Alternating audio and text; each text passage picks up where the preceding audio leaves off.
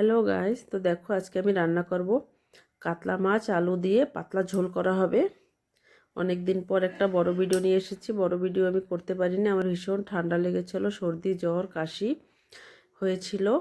তারপরে কথা বলতে পারছিলাম না, যার জন্য আর ভিডিও করা হয়নি। এখন একটু শরীরটা ভালো আছে মোটামুটি। তা আজকে একটা বড় ভিডিও নিয়ে এসে এখন তোমাদের সাথে ভিডিওটা শেয়ার করছি। এই যে মাছটা আমি এখন ধোয়াধুয়ি করছি। আজকে একটা মাছ দিয়ে পাতলা ঝোল হবে, কাতলা মাছ আলু দিয়ে, বাঙালি গ্রামের বাঙালি ঝোল। তো মাছটা ধোয়া রেডি। এখন আমি আলুগুলো কেটে নেব। এখানে 3-4টা বড় বড় সাইজের আলু নিয়েছি। আলু দিয়ে পাতলা ঝোল করব। এখন আমি আলুটা পরিষ্কার করে নেব, খোসা ফেলে দেব। আজকাল আলুর অবস্থা এরকম খারাপ যে খোসা দিয়ে আর তরকারি খাওয়া যায় না। আগে তো খোসা শুদ্ধ আলু দিয়ে যে কোনো তরকারিতে খোসা শুদ্ধ রান্না করতে ভালো লাগতো। এখন আর আলু মানে এত খারাপ খোসা দেওয়া যায় না, আর খোসা ফেলে রান্না করতে হয়।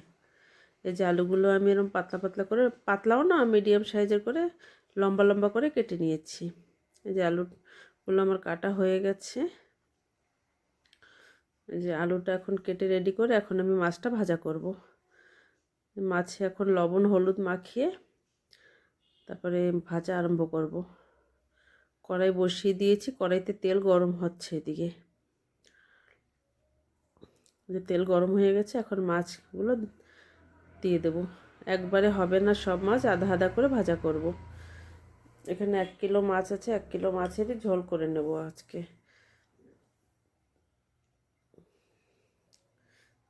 শীতটা আর এবছর যাচ্ছে না, অনেক দিন শীত রয়ে গেল। আমাদের এতদিন শীত পড়ে না, আমাদের অল্প কয়েকদিন শীত থাকে। এবার ভীষণ ঠান্ডা, ভীষণ মানে কমছে না আর।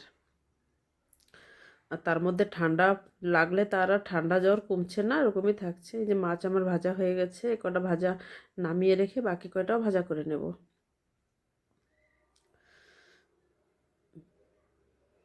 এই যে মাছ সব ভাজা রেডি। এখন কড়াইতে তেল গরম হয়ে গেছে, জিরে শুকনো লঙ্কা তেজপাতা ফোড়নে দিলাম।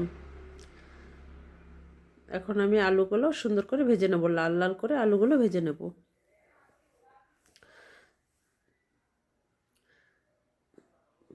আলুটা ভাজা হয়ে গেছে, এর ভিতরে আদা রসুন বাটা 1 চামচ দিয়ে দিলাম। এখন আদা রসুন বাটাটাও ভালো করে আলুর সাথে মিশিয়ে ভেজে নেব।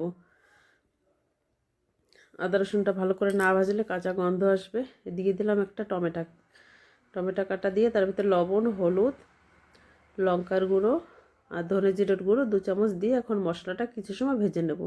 গুঁড়ো মশলা তো বেশি টাইম ভাজার দরকার নেই, অল্প টাইম ভাজা করে নিলেই হয়ে যাবে। এখন দিয়ে দিলাম গরম জল। জলটা ভালো করে ফুটে গেছে, আলুটাও ভালো সিদ্ধ হয়ে গেছে।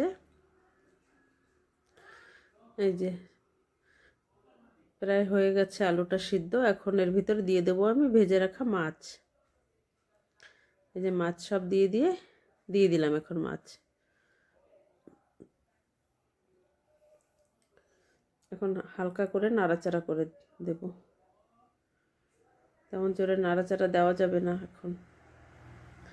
এখন একটু নাড়াচাড়া করে দিয়ে কিছু সময় ঢেকে রাখবো। বেশি একটা ঢাকার দরকার নেই, অল্প টাইম ঢাকা রাখলেই হবে। এই যে দেখো তরকারিটা কত সুন্দর হয়েছে, খেতেও ভীষণ ভালো হয়েছিল। দেখো রান্না প্রায় হয়ে আসছে আমার। ভিডিওটা ভালো লাগলে একটা লাইক কমেন্ট শেয়ার করে দিও।